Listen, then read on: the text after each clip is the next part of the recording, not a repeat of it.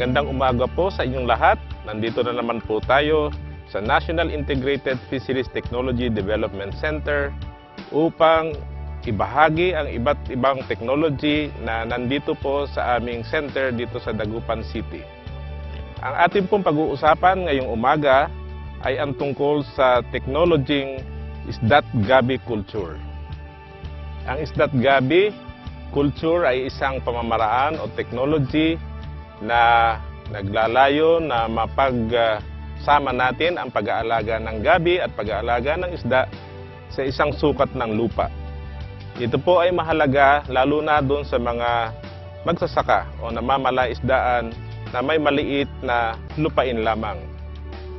Ang gabi po ay isang uri ng halaman na maaari nating palakihin doon sa mga lugar na matubig or palaging basa at napakaganda pong kombinasyon kung ito ay aalagaan kasama ng isda. Ang isdat gabi culture po ay halos katulad ng rice fish culture. Ang problema lang po sa rice fish culture, ang rice po or palay ay mayroong limitasyon pagdating sa dami ng tubig na kailangan gamitin. Sa gabi po ay maaari tayong magpalalim ng tubig sa naaayon sa pangangailangan ng ating isda. Wala po tayong takot na yung ating halaman ay malunod sa tubig. Ganun din po ang haba ng pag-aalaga ng gabi sa tubig ay walang halos limitasyon. At dahil doon, napakagandang gawin ang kombinasyon ng pag-aalaga ng gabi kasama ang isda. Ang isdat gabi culture po ay isang technology na naipalabas na natin noong middle 1980s o bandang 1984 or 1985.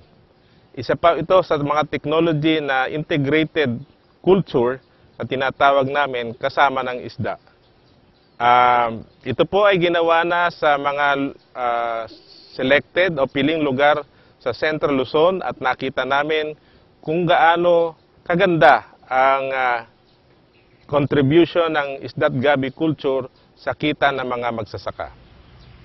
Ang ating pong technology ay napakaganda dahil hindi po natin kailangan ng malaking budget para ito ay isagawa. Sa karaniwang magsasaka po na may maliit na lupa lamang po pwede natin itong gawin. Napakahalaga rin po ito sa pagdating sa nutrisyon, lalo na sa mga rural areas na karaniwan ay may problema sa nutrisyon. Dahil ang gabi po ay napakagandang halaman, nakakain po mula dahon hanggang ugat at napakayaman po sa bitamina at iba pang minerals. Pwede rin po itong gamitin sa mga bata at napakadali po nitong i-digest kumpara sa ibang pagkain. Lalo na kung yung bata ay may problema sa gatas.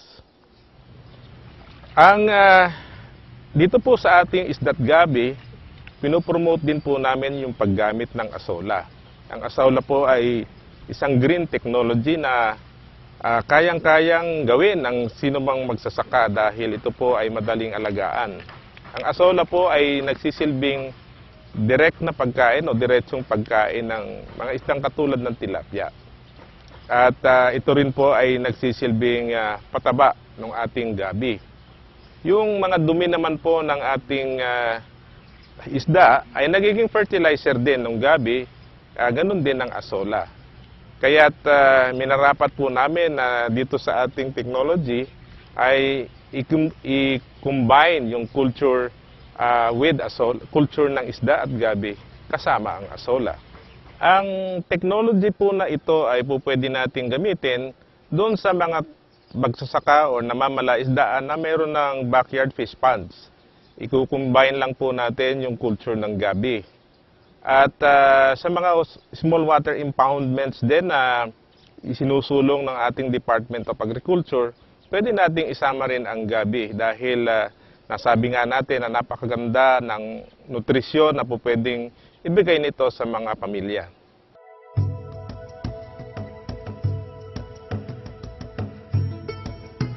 Napakadali lamang po nito. Meron po tayong dalawang uri ng isdat gabi culture. Ang isa po dito ay ang isdat gabi culture in plat method at ang isdat gabi culture in peripheral method.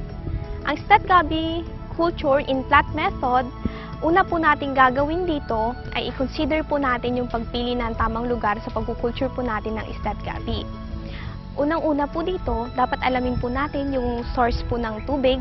Dapat po siyang malayo po siya sa chemical. Dapat po yung tubig natin, wala po siyang chemicals. Aside from that, ito po ay may katangian po siyang mag-hold po ng water capacity. Gaya po ng old rice paddies at saka po ng fish pond na unutilized po. Dahil nandito na po normally yung dapat po natin gagamitin. Ngayon napili na po natin ang tamang lugar para po sa plat method, kailangan po nating gumawa or mag-construct ng plat para po sa ating planting of beds ng gabi. Meron po itong 1.5 feet po at may layo po ito na 1 meter from one another. In between po noon, meron po tayong kanal po para po sa passage and growing po ng isda. Dapat po ay may lalim po ito na 1 meter water depth. After po natin makapag-construct ng plat, pwede na po tayong magtanim ng gabi. Ang gabi po, itatanim po natin ito or kanyang mother suckers. Ang gagawin po natin dito, guguntingin po natin or tatanggalin ang kanyang lumang dahon at ang kanyang ugat. Pag yung gabi po natin ay mura, hindi na po natin guguntingin ang kanyang dahon. Ang ugat lamang po. Once po na na-prepare na po natin ang ating gabi, itatanim po natin siya ng may distansyang 0.45 meters po from one another. Once po na naitanim po natin ang ating gabi, didiligan po natin ito tuwing umaga at tuwing hapon.